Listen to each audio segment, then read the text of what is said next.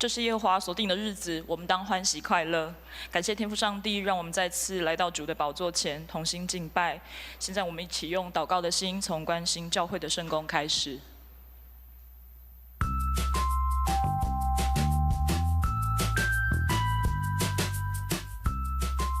各位弟兄姐妹平安，让我们一起来关心教会事工。今天下午1点，教育事工部与爱家团契在礼拜堂合办圣经与植物讲座。下周是台北中会开拓奉献主日，教育事工部举办7堂生态灵修圣经与植物系列讲座，欢迎兄姐报名参加。请参加第1堂礼拜的兄姐，若有意愿参与招待服侍者，请到招待桌登记。7月31到8月1号，青少年团契合办精兵夏令营，欢迎青少年学青报名参加。6月30到7月3号，在副堂为今年国中毕业生举行国3休息站的活动。本会鼓励青少契契友参加屏东和平长老教会举办2020维克特的传说，报名资讯请洽少契辅导及青契会长。请为7月3号到5号参加大学指考的青年代祷。请持续为身体欠安的弟兄姐妹代祷，愿上帝安慰与医治。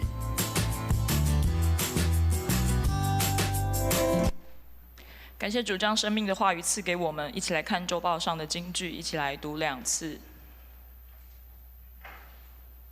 请以弗所书4章13节，只等到我们众人在信仰上同归于一，认识上帝的儿子，得以长大成人，达到基督完全长成的身量。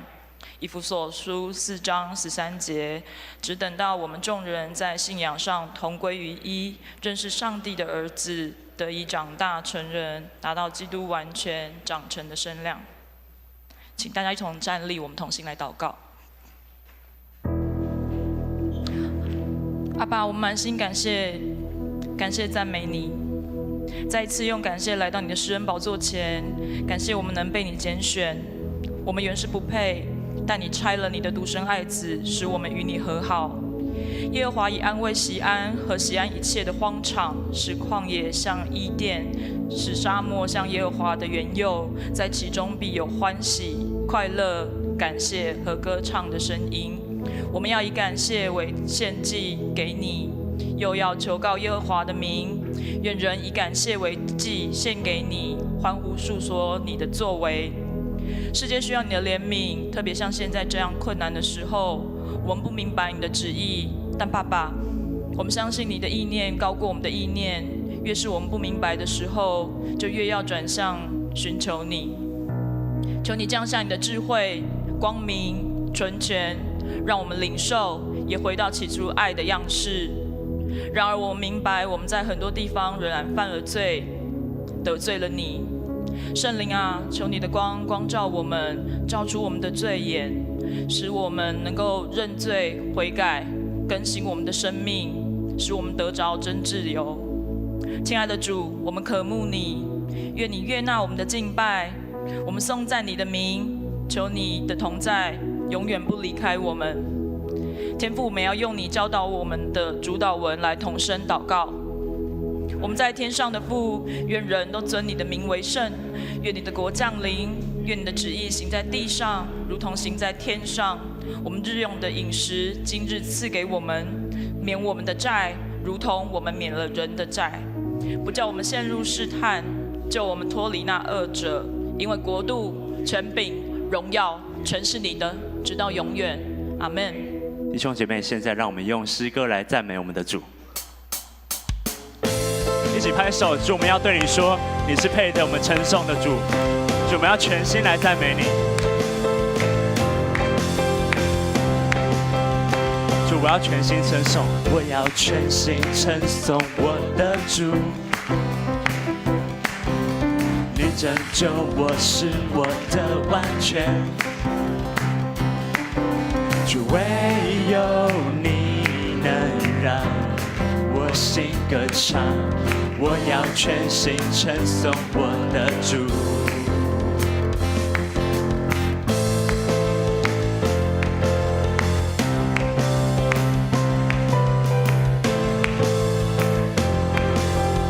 我们来宣扬你的爱。我要宣扬你无比大爱，让我能进入你光明同在。主，唯有你能让我心歌唱。我要宣扬你无比大爱，圣洁归我主。我心高声唱，全能神爱子，我灵呼求你，尊贵神羔羊，因神敬拜你，我要全心称颂我的主。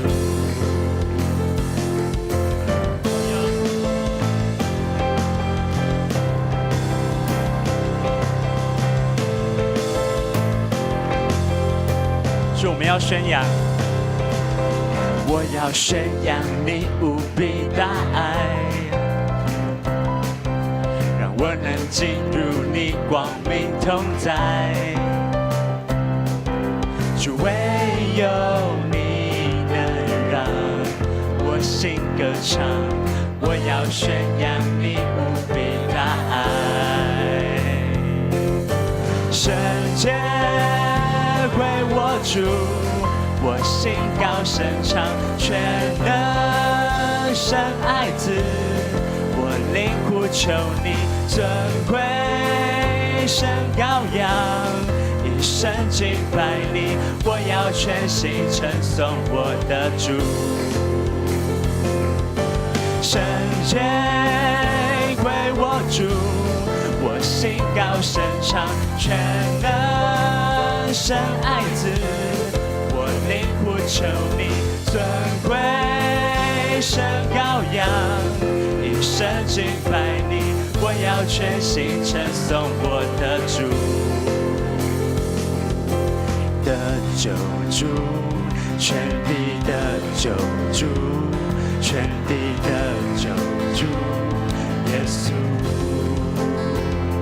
全地的救主，全地的救主，全地的救主，耶稣。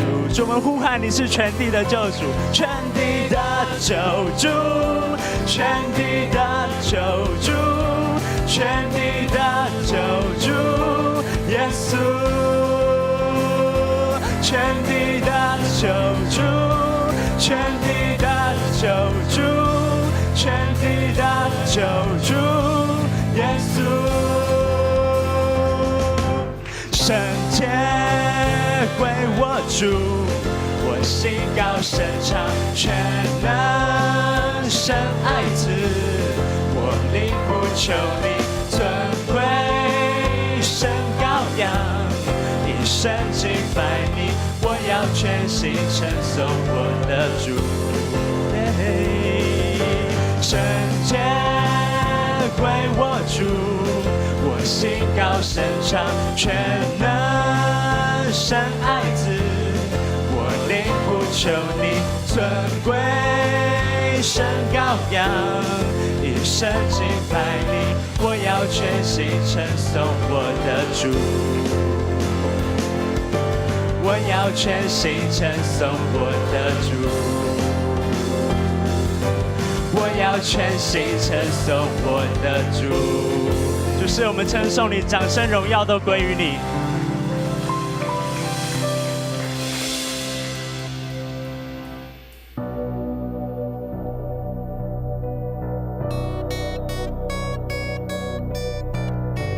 主，求你安静我们，让我们在你里面享受你的慈爱。主，享受你和与我们安静的同在。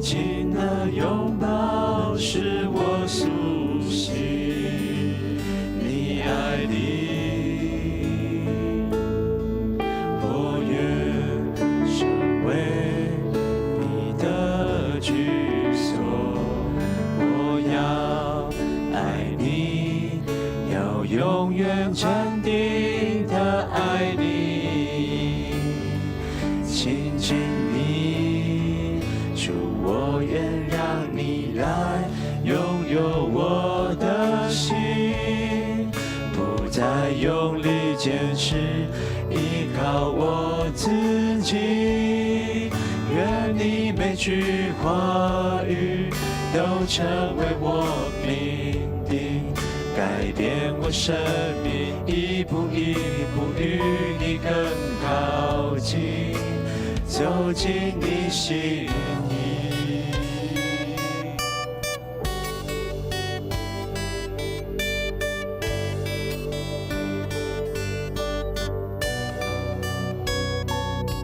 主，你是我的避难所，你爱将我紧紧的拥抱，使我苏醒。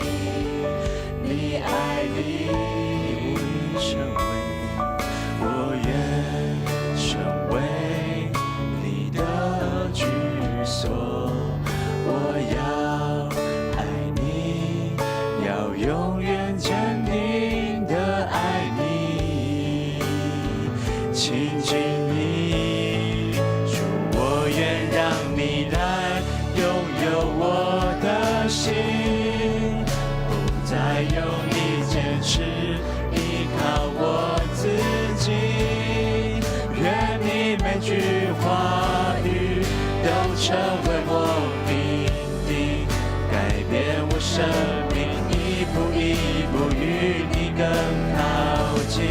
主，我愿让你来拥有我的心，不再用力坚持依靠我自己，愿你每句话语都成为我命定，改变我生命，一步一步与你更靠近，走进你心意，没有人能像你用爱满足我心，你是我的唯一，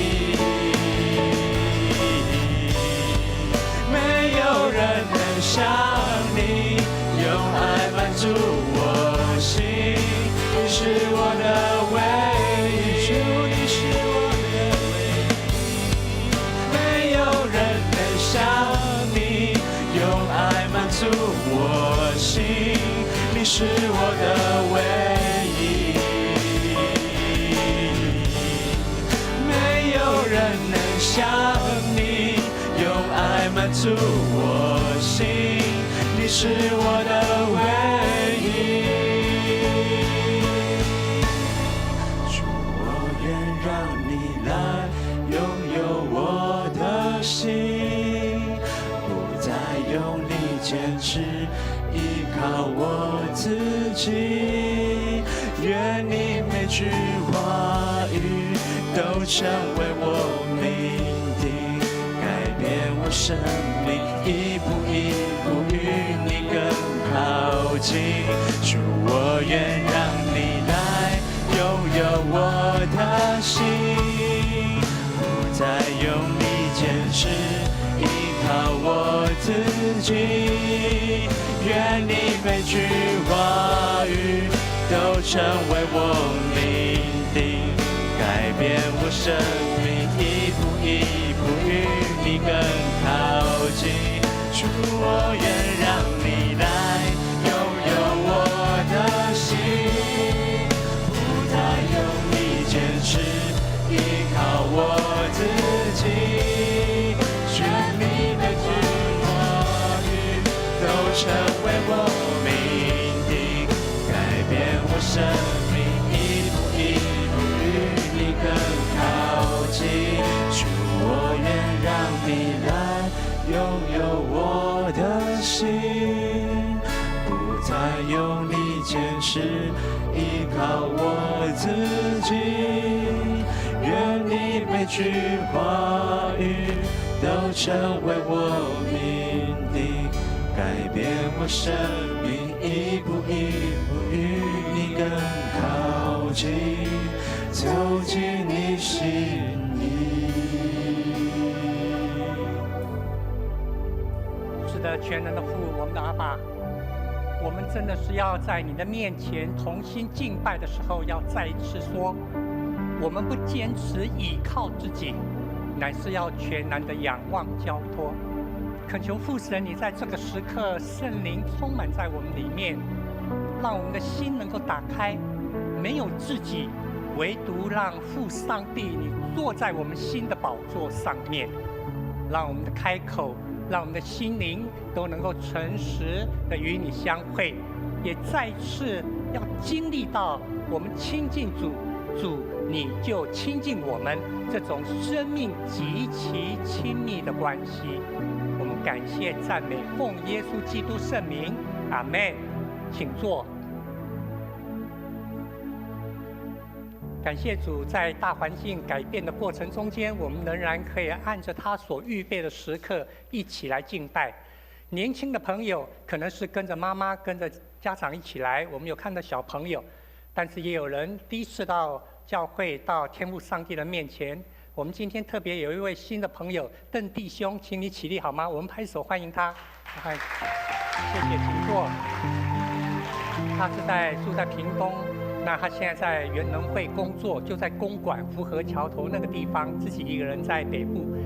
怎么来到教会呢？第一次看天父怎么带领。有时候我们会碰到一些弟兄姐妹第一次到教会，你说他怎么来呢？不知道。但是我们有同一个父亲。当我们在生命的历程中间，我们一直在学习一个，就是自己跟这个天父的关系。我曾经分享过，我的阿祖，我爷爷的爸爸。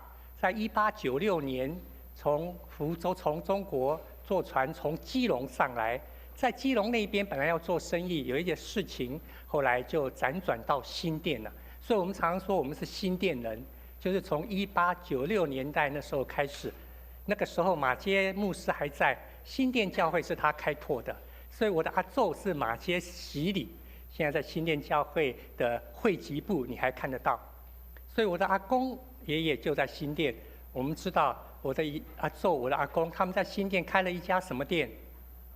台语讲柑仔店，现在大概很难看到柑仔店，这要回去要问问妈妈什么叫柑仔店这个小朋友，什么叫柑仔店？有点像现在的小七，但是没有冷气那很多的便利商店。那我的阿公在新店，就是在新店路，一生就在那个地方。他骑脚踏车最远就到2个地方去。骑脚踏车那个时代骑脚踏车最远一个就到迪化街。到迪化街去干什么？要批货，有一些干货要自己骑着脚踏车从新店到迪化街批货。他骑脚踏车最远的第2个地方就是哪里呢？仰德大道2段2巷20号。仰德大道2段2巷20号，就是现在的台湾神学院。现在台湾新行义伫1955年的时候起的，1955年，在那个时候，他原本在台北的这个神学院，原本在台北就是双连教会隔壁，拆掉了砖头，就是我们现在的礼拜堂那个砖块。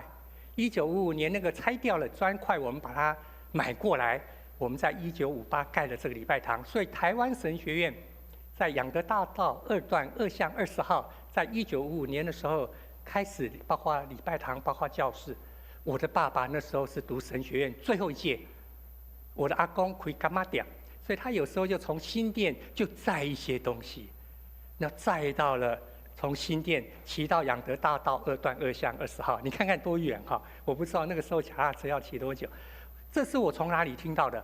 从一些已经安息的超过90岁的那些牧者，他们的身上口中说，他说：“大摆若看到恁阿公我就欢喜噶。看到恁阿公来就欢喜噶。他一定带两样东西，一定有带，其他不一定。一种就是一定带鸡蛋。我不知道骑脚踏车从新店再到仰德大道神学院还剩多少完整的第二，他一定问人那个大以前叫做瓦星面，外省面是什么？就是阳春面就是阳春面，叫瓦星面台湾面是什么款的？油面，对。他说看到你阿公来哦，哇，我们就知道一定有这2样，那其他金高黑啦、骂说啦，那个就其次了，对不对？啊，那个就其次。他经历了他的生命功课，这是我的阿公。我的爸爸呢，也因为这样，然后当牧师，然后读神学院出来以后，有一生的学习，一直到1993退休，2015回天家。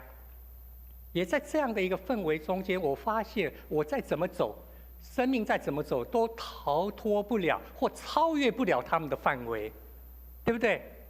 再怎么走都在这样的一个范围里面。所以有一阵子我很疑惑，尤其我上面有3个哥哥、3个姐姐，不要说到我的阿祖、我的阿公他们的生命历程，单单我哥哥姐姐他们所走过的路，我就超越不了了。没办法，不可能比他们大。不管他们是在这边的工作，在美国的读书，在世界各地的，那我怎么去面对我自己的人生呢？怎么去突破这些呢？所以在读高中曾经分享过，有一阵子差点被退学，因为书包一拿，原本那时候就是做公路局，做到南门市场，然后走路去上学，回来一样在南门市场做公路局，回新店，结果有一个礼拜，书包背着，便当拿着，就没有去学校，就在碧潭旁，我们就住碧潭旁边，晃啊晃，在想生命到底是什么？如果真的有上帝，那他跟我的关系是什么？他对我生命有什么样的想法？那个时候1节课没来就扣1分的操性，所以1天没有去就扣8分的操性，扣到59分就毕不了业。我们如果那个时代读书的人都知道，教官这个是比任何科目都还严格的哈。你如果翘当然有的老师睁一只眼闭一只眼就不给你画旷课了，但是如果一旦旷课被画了，你如果到59分，你就不可能毕业了哈，就绝对毕不了业。教官因为看已经这个人已经到62分了，跑到新店，那个时候家里还没电话，跑到我们家新店去讲，许承道到底去哪？我那公公我大刚弄去上课啊，他说已经1个礼拜没来了，好几天没来了，才知道事情大条。就是那个时候，那个时刻，也再次面对自己到底生命前面，那你到底跟这个如果。到现在我还要说，如果真的有上帝，你跟他的关系是什么？你跟他怎么样的连结？他真的在你的生命中间那么亲密的跟你同行吗？这个就是我们今天要延续过去一阵子我们在说更新转化功课里面一个重要的议题，叫敬虔，或叫虔诚敬虔。什么叫敬虔？敬虔不是你穿的怎么样的衣服，穿了一个好像牧师服看起来较敬虔不是因为服装的关系，服装有时候是一个礼貌，一个保暖，一个表现我自己个性的地方。服装是这样的，对不对？表达出我的意愿的想法。这服装原本是这样的，但是呢，很多时候服装那变成是一种好像，尤其在宗教上面，它必须要好像是代表一个敬虔。直接说。其实，敬虔就是把上帝当上帝看，这就是敬虔。整个基督教信仰，什么叫敬虔？敬虔不是你时间到了就读经就祷告，时间到了就应该如何做些事情，不是 SOP 的问题。敬虔呢，就是把上帝当上帝，真的有上帝。把上帝当上帝，那这个上帝跟我生命的功课如何呢？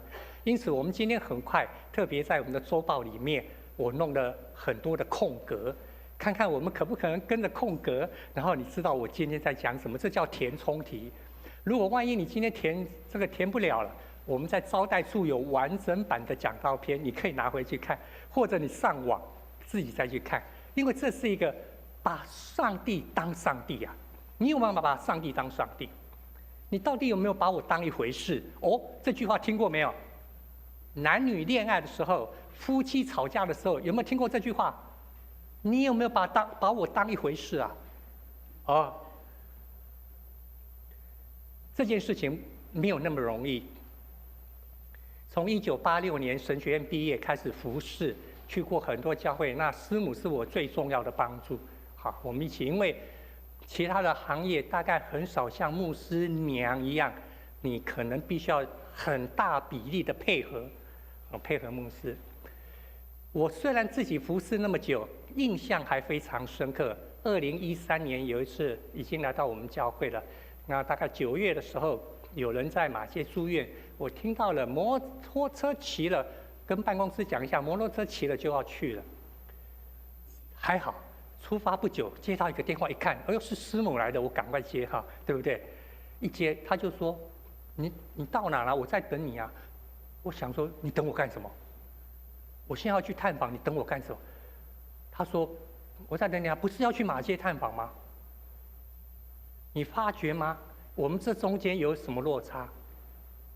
有弟兄在马偕住院，然后我接到消息，我要赶快去马偕探访，所以我就预备好了，我骑了摩托车就过去了。可是，已经跟我一起服侍30年的牧师娘，我竟然忘掉应该是找她一起去。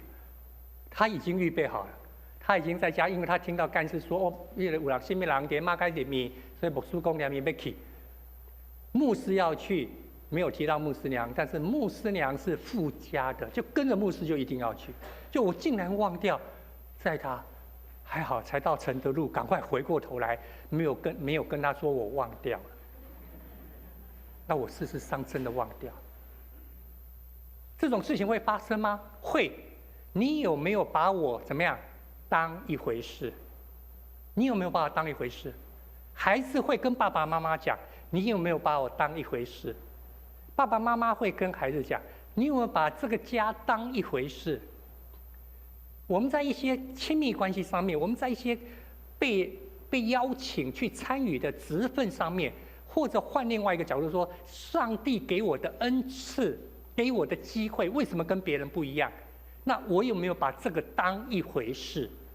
哦，这就是敬虔的功课，把上帝当上帝，这就是我们今天要提的。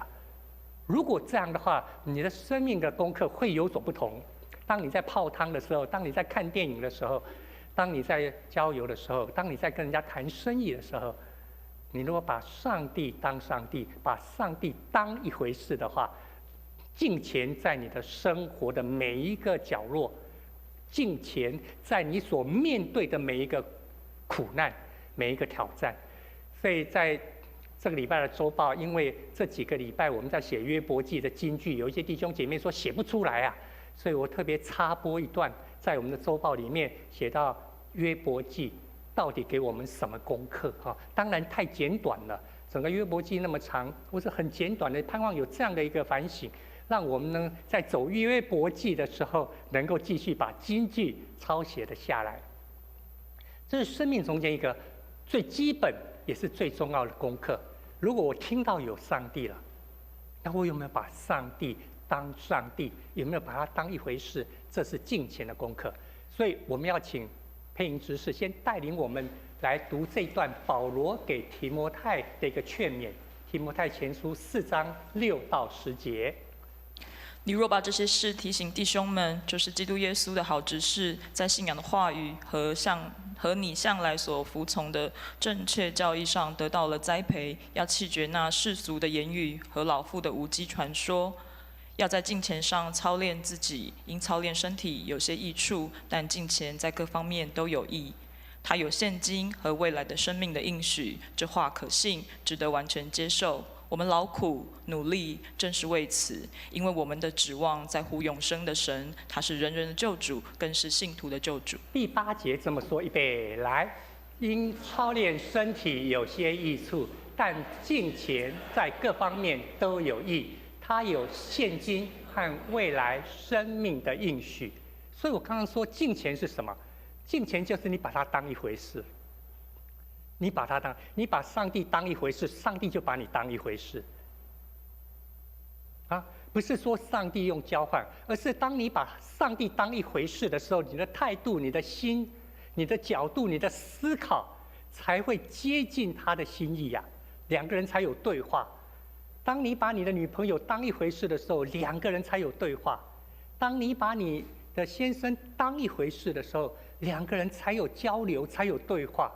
在那个地方，当我们把上帝当一回事的时候，在雅各书所说的，我们亲近上帝，上帝就亲近我们，这个就会成真，这个成真。所以他才说到这个敬虔的操练，不在于外貌，不在于其他的 SOP， 而在于你会经历到现今与来世、来生、未来生命的应许，上帝所给我们的生命应许。因此呢，第10节说，我们有许多的劳苦，许多的挑战，我们所求的好像不一定会得着，可是我们有一个盼望，就是永生的上帝，他是我们的救主，在我们疑惑的时候带领我们，给我们解答，在我们生命价值的选择上让我们倚靠他，所以他是我们每个弟兄姐妹的救主。这是保罗给提摩太很重要，也给我们很重要的劝勉。如果这样的话，我们就很快看看过去一段时间，我们用罗马书12章1到2节，好多年来大家一起背的金句，心意更新而变化。敬虔的功课或敬虔的生活，把上帝当一回事的时候，相对的你就会越来越调整，越改变自己。白马王子要出门了，想要找个白雪公主，他想说我应该要去找，结果他看到了白雪公主，觉得这应该是我要娶回来当太太的，对不对？看到白雪公主，所以他就走过去了。结果，奇怪，这白雪公主怎么都不理我呢？对不对？我是一个王子，我走过去了，他怎么都不理我。后来呢，旁边的人才跟他说：“你才刚刚跟那个乞丐换衣服，你现在不是王子，你是乞丐。”听过这个故事吗？王子在花园里面玩，很无聊，看到围墙外面有一个很自由的小孩子，跟他一样年轻。你听过这个故事吗？他就在围墙说：“我们2个来换位置好不好？你进来我衣服给你，我出去你衣服给我。”乞丐王子，故事是不是说这个？就他有一天出去外面闯荡，当然这是插播，故事没有这样写。他有一天出去闯荡，看到一个很漂亮的公主，他想：“哎呀，这正是我希望要娶的太太。”他就过去了，他以为他忘掉他已经变乞丐了，他换装了，他想要自由自在在外面的世界，不想要在宫廷里面。所以有时候我们看到我们所羡慕的，忘掉自己在怎么变化，朝什么方向变化，朝什么方向变化，如何让自己知道意识到我们生命在这种更新变化的过程很重要。所以我们在说到心意更新、换新、变化，就是一个改变。这是罗马书12章给我们基督徒，每个基督徒你生命中间会去经历到这个。所以呢，你会看到周报里面的一些填充题，如果有这种心意更新变化的话，你自己常常去经历到这个，生命关系会改变。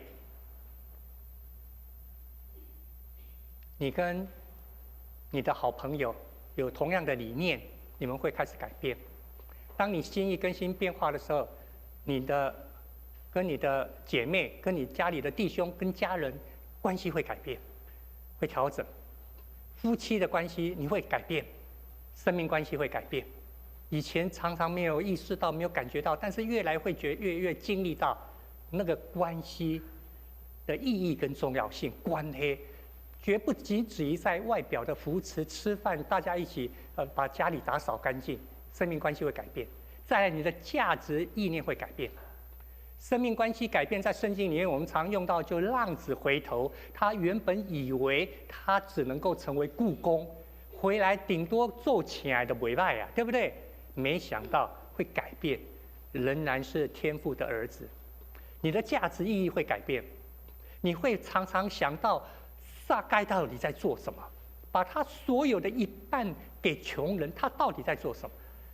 为什么有一些人要把他90%裸捐成为基金会，给孩子这是一小部分，该给孩子的都给了。为什么最近20年我们听到有那些人，他们在说他们把90%成立基金会去裸捐，他价值意义改变。以前多收人家的还他4倍，照生意的行情应该收他1块，可是因为那个时候大家东西少，一个口罩5块钱买不到，我可以卖他15块啊。现在已经不对了，我觉得不对，我应该要还他。以前多收的，我还他4倍。撒该的故事在告诉我们，你的价值会改变。保罗的故事在告诉我们，以前是使人家受苦的，但是当你得着心意更新改变的时候，你愿意为人家受苦。以前在家绝对不洗衣服，倒垃圾一定别人的，但是你愿不愿意换成你晾衣服，换成你在倒垃圾？你说这跟受苦有关吗？有关，是不是？就是生活中间很多所谓金钱的功课，会带给你角色的改变，会带给你角色的改变，这是我们在提到。第二个，我们在说到意外与意内，还记得吗？当然我们很少听到意内哈。这几年来，我们在说到人心极其诡诈，坏到极处，谁能识透呢？你如果世界上的事情看得越多，你越体会到耶利米书17章9节所说的，人心真的是比万物都诡诈，人的心极其歹呀，但是在这样的情况下，我们更深刻去体会到上帝使万事互相效力，要叫爱上帝的人得益处。罗马书8章28节常常是我们生命中间一个最重要的一个引导，免得我们陷入了什么？像约伯记，这几个礼拜，如果你写约伯的金句的话，就会陷入因果论、报应论。恶有恶报，善有善报，不是不报，时候未到。用这个来安慰自己，告喜利的灾啊，告喜利的灾，不是这样的。上帝使万事互相效力，所以在我们每一个人的更新转化中，所谓的敬虔的功课，就是因为有上帝，我把他当一回事，他是我生命的主跟救主，所以在我生命终局前，我会布局好自己的人生，学习顺服，学习看到上帝的意内。如果你能够看到很多事情有上帝的意内，就是上帝旨意的里面呢，那你的生命会进入一种跟上帝极其亲密喜悦的地方。我们曾经在分享过0.1到1.0，在说到奉献，犹太人的这5个存钱筒，我们上次提过了，有兴趣你可以把那篇讲道片再来看一看。1/10不叫奉献，第2个1/10才叫奉献。这个也是中华民，我不知道，大概很多国家都这样。为什么说你捐献最多可以报的是20%？他们觉得10%太少了。你如果现在刚报完税，你可以报20%捐献，是捐助啊，这个可以扣掉20%，因为这是你可以分享给这个社会，奉献给上帝的。其他有储蓄、有投资、有消费，从0.1，从1/10开始到完全的委身奉献。所以教会有很多的奉献科目，其实是帮助我们，因为人会软弱，人会怠惰，人会忘掉。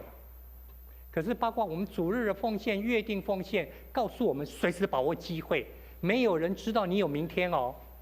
你不要想说啊，我后礼拜再奉献哈，这是另外一个功课。我们如果把握机会，主日约定有时间点，感恩节期也借着因为节期，借着生日，让我特别学习感谢天父上帝的眷顾。我们的建堂让我们预尝天恩。我们上一次建堂是1958年礼拜堂盖好。再后来一次呢，是在幼新幼儿园，是51年前盖好的。那你想想看，我们经过了快半世纪，我们盖教育馆，让我们有机会在耶和华的殿中一起建造。我们常常有对外奉献，对不对？这个让我们知道要跟人家分享，这是一种宣教，一种外展。所以从0.1到1.0。有没有越来越学习甘心乐意奉献？你管钱，而不是被钱管；你是钱的主人，而不是跟着钱跑。钱成为你的主人，你的心思意念一直在想要安怎赚钱，要安怎买厝，要安怎迄落时，你的心就被钱带着跑。如果你是成为好的管家的时候，你就知道怎么样定量、定时奉献来成为别人的帮助。我们在提到生命有这种开始，有一个方向0.1到1.0，也是这种一个学习，从天国到帝国，这个也是我们在教会里面听到，可能以前没听过，是帝国，地上的国，人世间。主耶稣说：“上帝国就在你们中间，就在你们心里。”好，这个部分再提到这个部分，所以在这个主题里面，如果上帝的国真的降临在我们中间的话，那有什么样会让你焦虑呢？什么样的事情会让你难过？感情上、情绪上很深的一个隔离会有。可是你会仍然安然自在，因为上帝同在。如果上帝真的跟我们同在的话，你会安然自在。无论是亲人的离别，无论是被检查出来了有癌症，无论是你的事业受到一个极大的打击，你会安然自在，因为上帝同在。如果上帝国真的在我们中间的话，那他有主权。他主权，那我就顺服了。很多事情我就学习顺服的功课。顺服不是因为我喜欢，所以我一起做，不是，就是我不愿意，我看不过去了，我还愿意照大家做的去决定去做，这叫顺服。在教会里面有很多这样的情况，让你走不过去，你还愿意一起配合，这叫顺服。上帝掌权，所以我会听。那么我就要有更多他的话语在我里面了。这是我们在说到有一次我们也说到，那么从合作到同工，你有没有想到过去这一年我们有这么多主题在提到更新转化？更新转化，我们从合作开始，我们的方向是同工。耶稣邀请彼得就是要一起来同工，一起来同工，不只是要合作，合作的经验渔夫非常有，这是他们的专业。不合作就捕不到鱼，但是要同工就不一样，所以我们也学习了从合作到同工，让我们知道有一些东西你必须要空出来，你要舍弃。千金买厝，万金买啥？你希望有个好的房子，还是有好的邻居？千金买厝，现在买房子真的要1000万。但是有时候你发现，用1000万还买不到好邻居，不一定买得到好邻居。所以生命中间有一些东西你要空出来，要舍去，在服侍上帝与上帝同工的时候，你才会发现，什么叫做万金买厝边，就是关系呀，就是关系才能够被建立。当我们被更新、被转化的时候，邻居会跟着，这关系跟着改。当你有改变的时候，你的孩子、你的家人会跟着改，自己这个地方先调整，这是我们在说到合作到同工很重要的。因此呢，我们今天的经文把我们推到所要说的敬虔。我一开始就说了，把上帝当上帝，真的在存在。那这样的话，我敬虔的功课就展现出来。现今你会安然自在、顺服、听从，然后对永生有一个实际具体的盼望，也是我们今天很重要要提的。这一段经文，我们常常在新的诫命中间彼此一起会学。我们来读一次，来，老师，律法上的诫命哪一条是最大的呢？耶稣回答他说：“你要尽心、尽性、尽意爱主你的上帝。”这是最大的，且是第一条诫命。第二条也如此，就是要爱邻如己。这2条诫命是一切律法和先知的总纲。第二条也如此，原本有的翻译说第二条也相仿，仿佛的仿。第二条也相仿，相仿的意思就是一样。所以到底是2条还是1条诫命？其实耶稣要说就是1条诫命，一个铜板的2面。爱主爱邻人。所以保罗说，敬虔的操练就是把上帝当上帝，你的心真的有上帝，你的行为在邻人这中间有慈爱、有怜悯、有体贴、有包容。这是我们从开始朝这种方向来走。因此，在敬虔的操练要彼此来提醒，也常常提醒自己。耶稣说，我们如果操练敬虔不要变成道貌岸然。保罗给提摩太的书信也说，有一些人有敬虔的外貌，背弃了敬虔的实质。什么叫敬虔的实质？就是忘了有上帝。你把狗再穿衣服，它还是狗但是人常常很危险。才几个月前，一个警察的膝盖压着一个人的脖子，6分钟过了，他还以为他在执行任务。有那样的一个执法的一个衣服，有时候我们常忘了，但是实质上呢，我借的执法是要让人民得保护，让人民得保障。人常常忘掉，不小心就产生了错误。所以在敬虔的功课，有上帝在，上帝有同在的话，我们就常常提醒自己，不是像一个外装而已。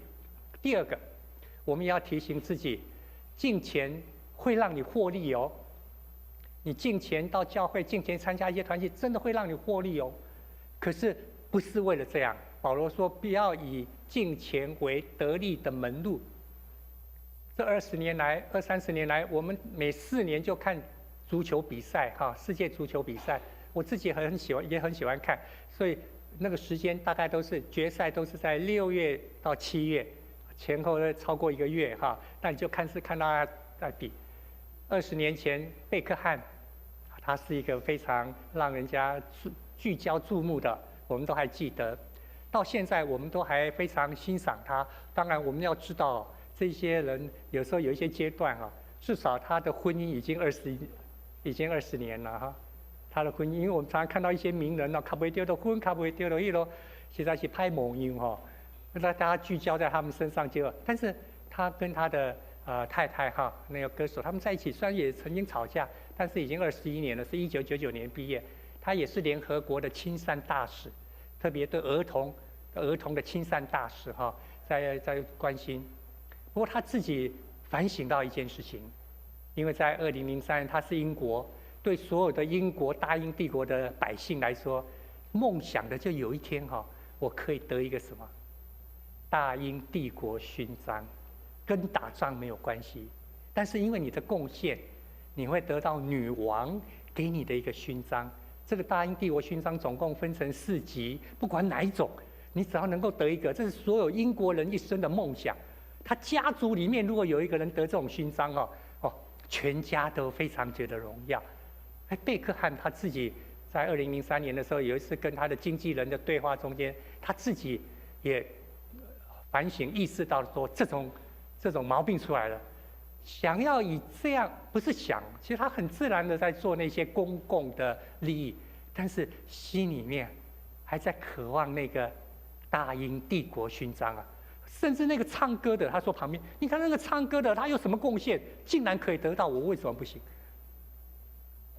讲一句话出去就，挑战就很大了不小心讲了这句话，但是他在反省说，对，有时候敬虔好像让我们沽名钓誉，追逐一些名利，这是一个挑战。敬虔操练有时候我们也要提醒，为了各自的利益、个别的利益，我们会避重就轻。主耶稣也提醒那些法利赛人，你们很多的1/10奉献都个个都有了，但是公义、怜悯、信实有在你的生命中间当真吗？这个就是我们的生活中间敬虔的功课。上帝大小事情都跟我们同在，那么你就不要想说，这事情他不会管，不是不管，他会陪同我们，他陪同我们。因此，盼望主帮助我们能够借着今天短短的这一段，常常想，敬虔就是要把我操练比较强壮嘛，对不对？操练强壮以后，当别人对我攻击，有一些事情来的时候，没问题。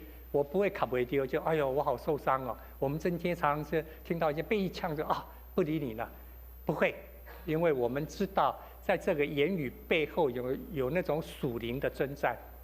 最后就像我们今天的金句在说的，借着敬虔的功课，你会有耶稣基督长成的身量，在信仰，在对于真道上面，你会向耶稣基督为目标，这样长成的身量向前来迈进。所以，我们在这个地方要放一个18秒的东西。还记不记得去年2019年11月24号，因为教育馆新建已经一个阶段了，去年就在这个地方，我们最后一次小猪回家。我们小猪总共养了3年。来，我们看看这一段。这是我们过去3年的中间，总共有好几次小猪回家。那这是那次最后一次，去年最后一次的小猪回家。我们很多小朋友奉献的小猪在前面以后，他们坐在这边集合。然后我们弟兄姐妹也有很多人，我们把我们的小猪奉献出来，给我们看这张，是因为那天做礼拜的前4天，你看到 PPT， 你当然看不太清楚 PPT 是什么，对不对？好，我等一下要让你们看 PPT 是什么。去年的11月，当我们小猪最后一次奉献的时候，不只是弟兄姐妹对教育馆有期待，连我们隔壁的士林国中，就在我们礼拜。我们要往下一页。好，小猪回家是11月24号，就在小猪回家的前4天，礼拜3，我们的士林国中，他们礼拜3一个学期有一次要打扫社区，就从这巷子走进来，看到，哎呦，这教育馆礼拜堂旁边怎么落叶那么多？就他们一群小朋友年轻朋友就进来了，就一起来整理这个地方。所以，敬虔的功课。不是在礼拜堂里面，不是在你自己的生活中间，也是在礼拜堂的外面，在你生活的每一个步调，如何让人家看到你是属于上帝的儿女，知道在你的身上真的有上帝，真的有上帝。所以求主帮助我们在这个礼拜里面想一想，我哪一项敬虔的功课，我比较熟悉，比较在操练。另外一方面，刚刚提了几个主题，你对哪一项比较有领悟，比较有顿悟？无论是奉献、同工、天国、帝国、上帝的意内、上帝的意外，这个部分哪一项你比较有一些体会？我们一起来祷告。亲爱的天父上帝，我们感谢你，在许许多多的功课。要带领我们的，就是让我们真实的经历到你的同在。求主你借着今天开始，让我们有一个新的功课，就像教育馆，我们已经有一个阶段，我们开始要进入，开始要使用。我们盼望外在硬体的改变，能够让我们内在生命跟主的关系有更实际的连结。对外也有更具体的见证，求主帮助我们，特别保守看顾我们每一位弟兄姐妹。我们每个人到你面前来，都有我们生命的功课，但是我们唯一的焦点到主面前来，就是因为我们知道，上帝你在这里，上帝你在我们生活的每个阶段、每个时刻里。求主你亲自跟我们说话，也亲自来带领我们。这样感谢祷告，奉耶稣基督圣名，阿们。现在让我们一同站立，用这首诗歌《炼净我》来成为我们的回应。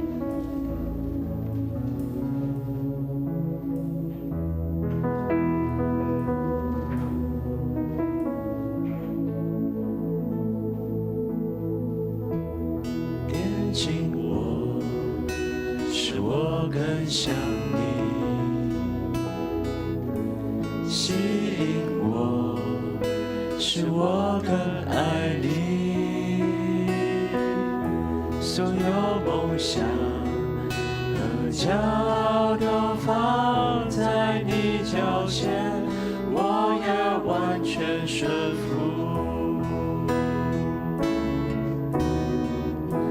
献上生命，完全为你用，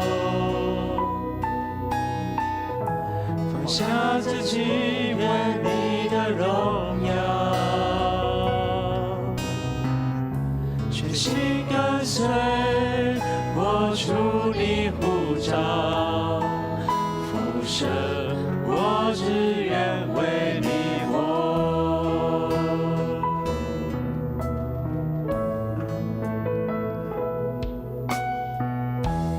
连接我，使我更像你；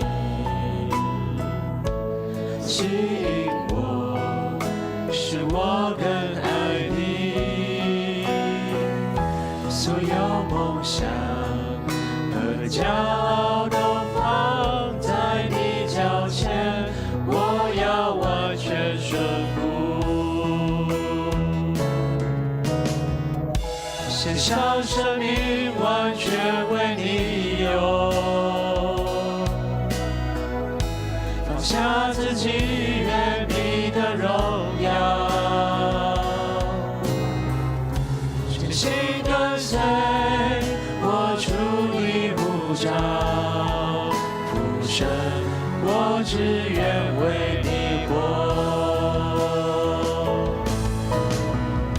献上生命，完全为你用，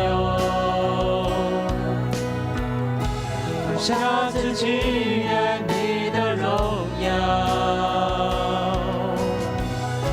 全心跟随，活出你呼召，父神，我只愿为你活，全心跟随，活出你呼召，父神，我只愿为你活。请坐。请大家用感恩的心来奉献。如果你还不明白奉献的意义的话，可以先不用奉献。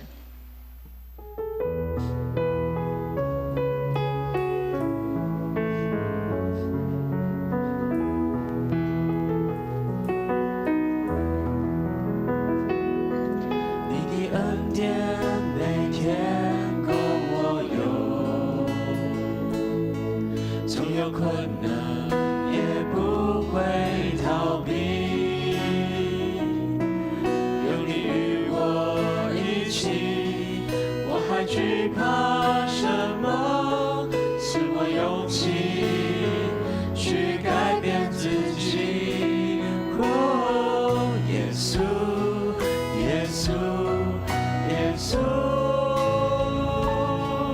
奉献一生，皆因最爱是你。为了你，我愿将一切抛弃。耶稣，我要得着你。哦，耶稣，耶稣，耶稣，奉献一生，皆因最爱是你。为了你，我请起立愿将一切抛弃。耶稣，我要得着你。我已决定，我一生最爱是你。亲爱的主耶稣，我们感谢赞美你，因为你在世上传福音、医治病人、陪伴牧养我们的时候，也让我们能够既愿意，又能够在信仰旅途中一起参与在教会、参与在弟兄姐妹的陪伴成长里面。愿你帮助我们，让我们真的成为一个关系陪伴的团体。愿主耶稣基督的恩惠、天父上帝的慈爱、圣灵的相通、扶持、安慰、医治与你们同在，从今日直到永远。阿们。请坐。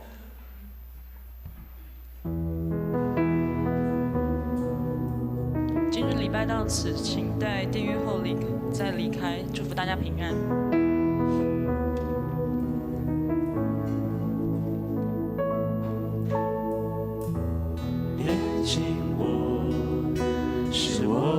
向你，吸引我，使我更爱你。所有梦想和骄傲都放在你脚前，我要完全顺服。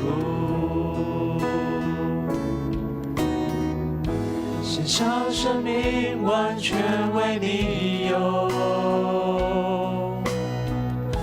放下自己，愿你的荣耀，全心跟随，活出你呼召，复生，我只愿为你活，